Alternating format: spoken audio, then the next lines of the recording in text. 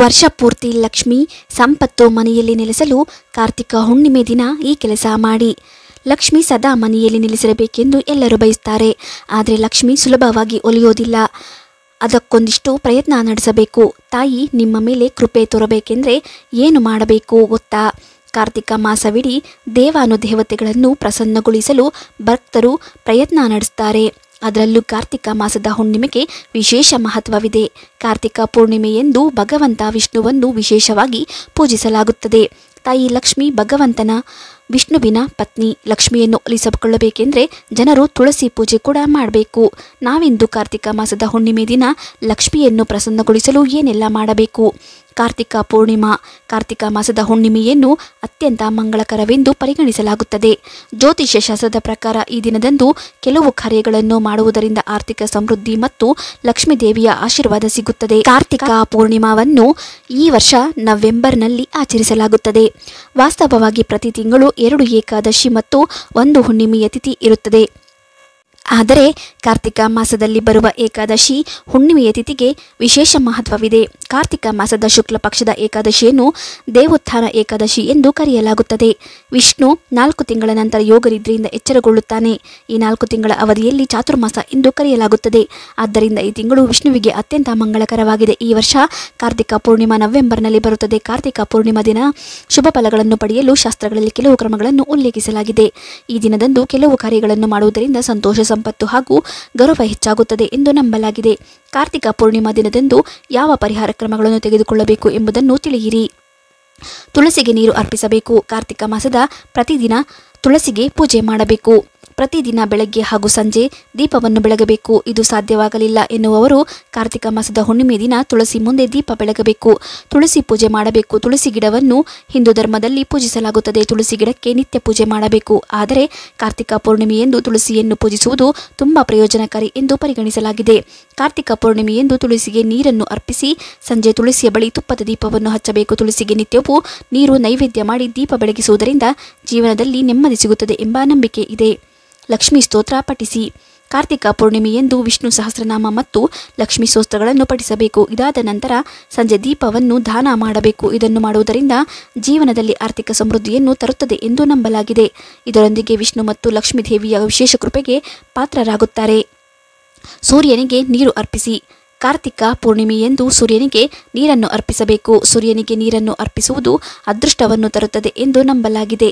ಇದರೊಂದಿಗೆ ಜಾತಕದಲ್ಲಿ ಸೂರ್ಯನ ಸ್ಥಾನವು ಬಲಗೊಳ್ಳುತ್ತದೆ.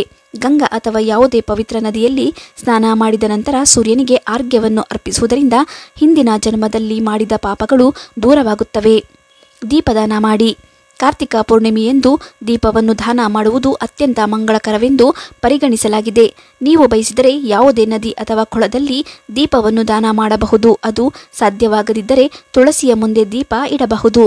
ದೀಪವನ್ನು ಅರ್ಪಿಸುವುದರಿಂದ ಶನಿ, ರಾಹು, ಕೇತು ಮತ್ತು ಯಮಗಳ ಅಶುಭ ಪರಿಣಾಮಗಳನ್ನು ಕಡಿಮೆಯಾಗುತ್ತದೆ ಎಂದು ನಂಬಲಾಗಿದೆ. ಶಿವನಿಗೆ ಅಭಿಷೇಕ. ಕಾರ್ತಿಕ ಹುಣ್ಣಿಮೆಯ ದಿನ ಶಿವನ ದೇವಸ್ಥಾನಕ್ಕೆ ಹೋಗಿ ಅಭಿಷೇಕ ಮಾಡುವುದು ತುಂಬ ಒಳ್ಳೆಯದು.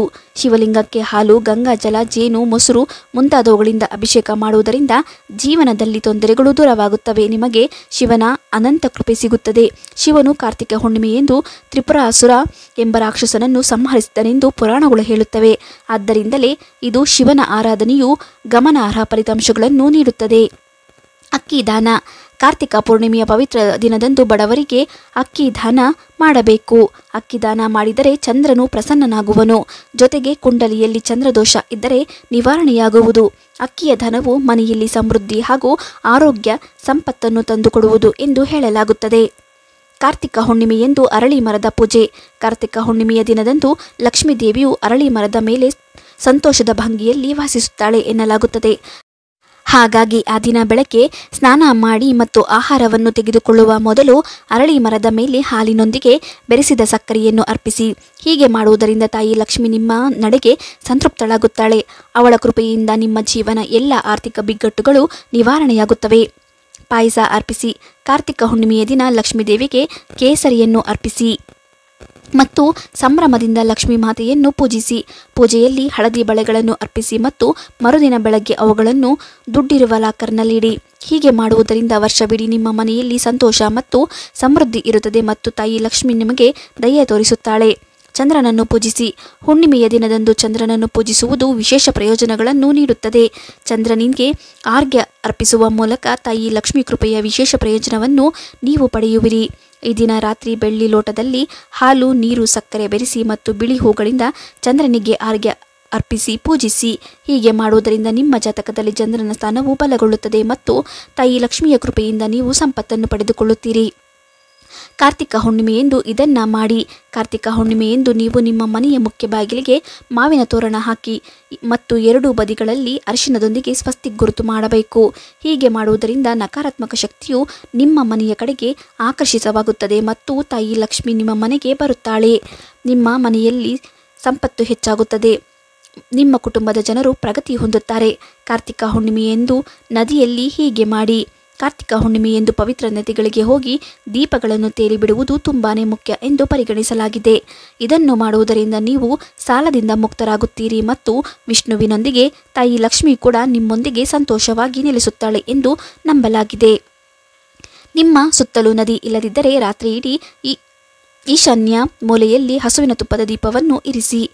ಗಂಗೆಯ ತಡದಲ್ಲಿ ದೀಪದಾನ. ಕಾರ್ತಿಕ ಪೌರ್ಣಿಮೆಯ ದಿನ ಸಂಜೆ ಗಂಗೆಯ ತಡದಲ್ಲಿ ದೀಪದಾನ ಮಾಡುವುದು ಶುಭವೆಂದು ಪರಿಗಣಿಸಲಾಗಿದೆ. ನೀವು ಯಾವುದೇ ನದಿ ದೀಪದಾನ ಮಾಡಬಹುದು. ಹೀಗೆ ಮಾಡಿದರೆ ಆರ್ಥಿಕ ಸಂಕಷ್ಟ ಮುಕ್ತಿ ಸಿಗುತ್ತದೆ. ಎಲ್ಲ ತೊಂದರೆಯಿಂದ ಪರಿಹಾರ ಸಿಗುತ್ತದೆ. ಮನೆ ತುಂಬ ದೀಪ ಬೆಳಗಿ ಮಾವಿನ ತೋರಣ ಹಾಕಿ. ಕಾರ್ತಿಕ ಮಾಸದ ಹುಣ್ಣಿಮೆಯನ್ನು ನೀವು ದೀಪಾವಳಿಯಂತೆ ಆಚರಣೆ ಮಾಡಬೇಕು. ಮನೆಯ ಮುಖ್ಯ ದ್ವಾರಕ್ಕೆ ನೀವು ಮಾವಿನ ಎಲೆಗಳಿಂದ ಮಾಡಿದ ತೋರಣವನ್ನು ಹಾಕಬೇಕು. ನಂತರ ಮನೆ ತುಂಬ ದೀಪ ಬೆಳಗಬೇಕು. ಇದರಿಂದ ಹಣದ ಸಮಸ್ಯೆ ಕಡಿಮೆಯಾಗುತ್ತದೆ, ಸುಖ ಸಮೃದ್ಧಿ ಪ್ರಾಪ್ತಿಯಾಗುತ್ತದೆ, ಮನೆಗೆ ಲಕ್ಷ್ಮಿಯ ಆಗಮನವಾಗುತ್ತದೆ. ಈ ದಿನ ಮಾಡಿ ದಾನ. ಕಾರ್ತಿಕ ಪೌರ್ಣಿಮೆ ದಿನ ದೀಪದಾನ ಮಾತ್ರವಲ್ಲ, ಬೇರೆ ದಾನಕ್ಕೂ ಮಹತ್ವವಿದೆ. ನೀವು ಅನ್ನದಾನ, ಬಟ್ಟೆ ದಾನ, ಹಣ ಸೇರಿದಂತೆ ನಿಮ್ಮ ಕೈಲಾದ ಸಹಾಯವನ್ನು ಮಾಡಬಹುದು. ಇದರಿಂದ ಮನೆಯ ಎಲ್ಲ ಸಮಸ್ಯೆ ಬಗೆಹರಿಯುತ್ತದೆ. ಕಾರ್ತಿಕ ಪೌರ್ಣಿಮೆಯ ದಿನ ಮಾಡಿ ವ್ರತ. ಈ ದಿನ ವ್ರತ ಮಾಡುವುದಕ್ಕೂ ಹೆಚ್ಚಿನ ಮಹತ್ವವಿದೆ. ಕಟ್ಟುನಿಟ್ಟಾಗಿ ವ್ರತ ಮಾಡುವ ಜೊತೆಗೆ ನೀವು ಅಂದಿನಿಂದ ಪ್ರತಿ ಹುಣ್ಣಿಮೆಯ ದಿನ ವ್ರತ ಮಾಡಿದರೆ ಶುಭ ಫಲ ಪ್ರಾಪ್ತಿಯಾಗುತ್ತದೆ. ವಿಷ್ಣು ಜೊತೆ ಲಕ್ಷ್ಮೀ ಪೂಜೆ. ಈ ದಿನ ನೀವು ವಿಷ್ಣುವಿನ ಜೊತೆ ಲಕ್ಷ್ಮೀ ಮೂರ್ತಿ ಇಟ್ಟು ಪೂಜೆ ಮಾಡಬೇಕು. ಬೆಳಗ್ಗೆ ಬೇಗ ಎದ್ದು ನಿತ್ಯ ಕರ್ಮ ಮುಗಿಸಿ ನಂತರ ಮನೆಯನ್ನು ಸ್ವಚ್ಛಗೊಳಿಸಬೇಕು. ಸ್ನಾನ ಮಾಡಿ ಲಕ್ಷ್ಮಿ ಹಾಗೂ ವಿಷ್ಣುವಿನ ಪೂಜೆ ಮಾಡಬೇಕು. ಆರತಿ ಮಾಡಿ ನೈವೇದ್ಯ ಅರ್ಪಿಸಿ. ಕಾರ್ತಿಕ ಹುಣ್ಣಿಮೆಗೆ ಏನು ಮಾಡಬಾರದು? ಯಾವುದೇ ಪ್ರಕಾರದ ಹಿಂಸೆಯನ್ನು ಈ ದಿನ ಮಾಡಬಾರದು. ಕ್ಷೌರ ಮಾಡುವುದು, ತಲೆ ಕೂದಲು ಕತ್ತರಿಸುವುದು, ಮರಗಳನ್ನು ಕಡಿಯುವುದು, ಹಣ್ಣುಗಳನ್ನು ಮತ್ತು ಹೂಗಳನ್ನು ಕೀಳುವುದು, ಬೆಳೆಗಳ ಕಟಾವು ಮತ್ತು ಹೆಣ್ಣು ಗಂಡಿನ ಮಿಲನವು ಕೂಡ ಇದರಲ್ಲಿ ಒಳಗೊಂಡಿದೆ. ಏನು ಮಾಡಬೇಕು? ಈ ದಿನ ದಾನಕ್ಕೆ ತುಂಬ ಶ್ರೇಷ್ಠವೆಂದು ಹೇಳಲಾಗುತ್ತದೆ. ವಿಶೇಷವಾಗಿ ಗೋಮಾತೆಗೆ ದಾನ ಮಾಡಬೇಕು. ಬ್ರಾಹ್ಮಣರಿಗೆ ಆಹಾರ ದಾನ ಮಾಡಬೇಕು.